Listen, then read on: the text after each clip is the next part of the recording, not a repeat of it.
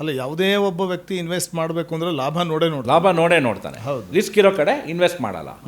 ಇದು ವಾರ್ ನಡೀತಾ ಇದೆ, ಇನ್ಸೆನ್ಸಿಟಿವಿಟಿ ಇದೆ, ಏನು ಗೊತ್ತಾಗ್ತಾ ಇಲ್ಲ ಮುಂದೆ ಏನಾಗುತ್ತೆ ಏನೋ ಅಂತ. ಈ ಥರ ಸಿಚುವೇಷನಲ್ಲಿ ಅವನು ಸೇಫ್ಟಿ ಇನ್ವೆಸ್ಟ್ಮೆಂಟ್ಗೆ ಹೋಗ್ತಾನೆ. US ಬಾಂಡ್ 4.4% ಅದು ಕೊಡೋದು ನೋಡ್ತಾನೆ. ಗೋಲ್ಡ್ ಸೇಫ್ ಇನ್ವೆಸ್ಟ್ಮೆಂಟ್ ಆಲ್ವೇಸ್, ಅದನ್ನು ನೋಡ್ತಾನೆ. ಅದರಿಂದ ಇಂಡಿಯಾದಲ್ಲಿ ಮಾಡೋ ಇನ್ವೆಸ್ಟ್ಮೆಂಟ್ಸು ಕಡಿಮೆ ಆಗಿದೆ ಒಂದು. ಅಟ್ ದ ಸೇಮ್ ಟೈಮ್ ಒಂದು FII ಇನ್ವೆಸ್ಟ್ಮೆಂಟ್ ಅಂತೀವಿ ಅಥವಾ FDI ಇನ್ವೆಸ್ಟ್ಮೆಂಟ್ ಅಂತ, ಅದು ಕಡಿಮೆ ಆಗಿದೆ. ಅಟ್ ದ ಸೇಮ್ ಟೈಮ್ ಇಂಡಿಯಾಯಿಂದ ಡಾಲರ್ ಆಚೆ ಹೋಗ್ತಾ ಇದೆ.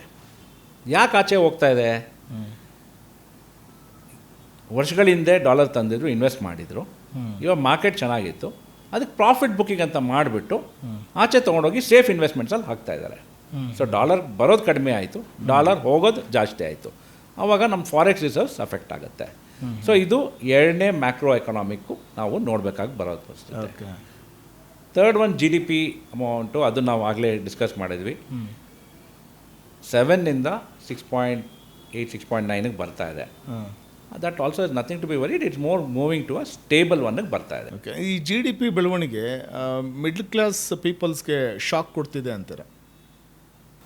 GDP ಬೆಳವಣಿಗೆ ಆದಾಗ ಮಿಡಲ್ ಕ್ಲಾಸ್ ಅವ್ರಿಗೆ ಶಾಕ್ ಅಂತ ಏನೂ ಬರಲ್ಲ. GDP ಡೆವಲಪ್ ಆಗ್ತಾ ಇದ್ದರೆ ಎಲ್ಲರಿಗೂ ಒಂದು ಒಳ್ಳೆಯದೇ ಅದು. ಯಾಕೆಂದರೆ ಎಕನಾಮಿ ಬೆಳೀತಾ ಇದೆ ಅಂದರೆ ಓವರಾಲ್ ಗ್ರಾಸ್ ಡೊಮೆಸ್ಟಿಕ್ ಪ್ರೊಡಕ್ಷನ್ ಅಂತೀವಿ. ಹಂಗಂದ್ರೆ ಏನು, ವ್ಯಾಲ್ಯೂ ಅಡಿಷನ್ ಇಂಡಿಯಾಲಿ ಆಗ್ತಾರೋ ಇದು ಮೇಲೆ ಹೋಗ್ತಾ ಇದೆ. ಸೊ ಮೇಲೆ ಹೋಗಿದಾಗ ಏನಾಗುತ್ತೆ, ಹೆಂಗೆ ಮೇಲೆ ಹೋಗ್ತಾ ಇದೆ, ಅದು ಎಲ್ಲೂ ಡಿಸ್ಟ್ರಿಬ್ಯೂಟ್ ಆಗುತ್ತೆ, ಜನರಿಗೆ ಸಂಬಳ ಹೋಗುತ್ತೆ, ಅಥವಾ ಪರ್ಚೇಸಿಂಗ್ ಪವರ್ ಅಂತ ಹೇಳಿ they purchase lot of items, ಅದೆಲ್ಲ ಸೇರಿಸಿ ಜನಸಾಮಾನ್ಯನಿಗೆ ದುಡ್ಡು ಬರ್ತಾ ಇದೆ. GDP ಜಾಸ್ತಿ ಆಗ್ತಾ ಇದೆ, ದುಡ್ಡು ಜಾಸ್ತಿ ಬರ್ತಾ ಇದೆ.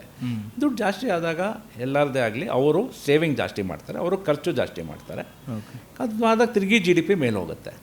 ಸೊ ಆ ಥರ ಶಾಕ್ ಅಂತ ಏನಿಲ್ಲ, ಇಟ್ ಈಸ್ ಗುಡ್.